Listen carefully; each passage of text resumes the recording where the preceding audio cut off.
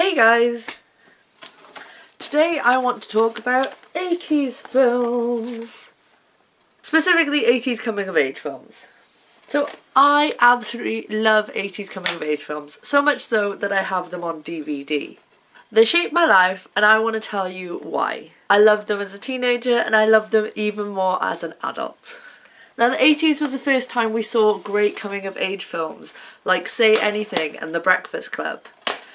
It was the first time we really had an insight into what it's like being a teenager on the big screen. It was the first time there was an internal monologue for teenagers and it really represented them. Now these films tend to emphasise the internal monologue or the pure dialogue of what is going on. There's not so much of a story or a progression, more of a character progression. And I understand that this is the first time they were put into film, but this is not the first time that we have seen things like this. Let me just pull a book out of my bookcase. For example, The Catcher in the Rye is the first time we really see a teenager talking about how shit it is to be a teenager. Now, most of the 80s coming of age films that I have are John Hughes films. Now, I have so much respect for John Hughes, and I learned while doing some research for this video that John Hughes sadly died in 2009 and I didn't know about it, so I was really gutted to hear that. But these films such as Ferris Bueller's Day Off, Ferris Bueller is the teenager that you want to be.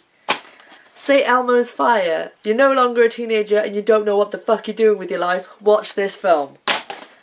The Breakfast Club, do you feel like a misfit? Do you feel like no one understands you? Watch this film. Say Anything. Do you want to set an irreachable goal for men and women and relationships? Watch Say Anything and hope to God someone has a boombox outside your house next week.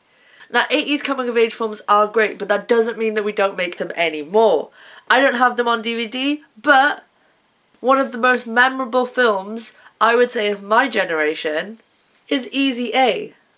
I just googled that and got it up on my Kindle screen. Easy A summarises everything it is to be a teenager and try and be the badass who doesn't fit in and just work out what you're doing with your life. We've got other films like Nick and Nora's Infinite Playlist. I fucking love that film. These films that are still made nowadays tell you what it's really like to be a teenager. And if you're a teenager and you feel shit, shove one on and you know you're not alone. So why I love them so much is that it sends the very simple message, you're not alone in how you feel. Kids have been feeling this shitty since the 80s or as far back as the 50s. One thing that I do want to add is British films. Billy Elliot. Now I would class Billy Elliot as a coming of age film. He's a young kid who doesn't know what he's doing with his life and suddenly, boom, there's someone here to help him and he can't do it and everything is hard and minors and shit like that. Now if you don't understand anything about British social history and teenagers and kids just struggling in the 80s, Billy Elliot is the one you need to watch. Now I feel like this has been a bit of a ranty video and a bit rambly that doesn't make much sense, but I love 80s coming of age videos, films, and it makes me nostalgic for a period that I didn't even live in. I didn't exist in the 80s, I'm a 90s baby. I'm nostalgic for an era I wasn't even alive. Okay. Hey, I hope you guys enjoyed this video. If you like it, please give it a thumbs up. If you'd like to see more from me, then please subscribe. And I will always have a chat with you in the comments and I'll leave my links in the down bar. Yeah.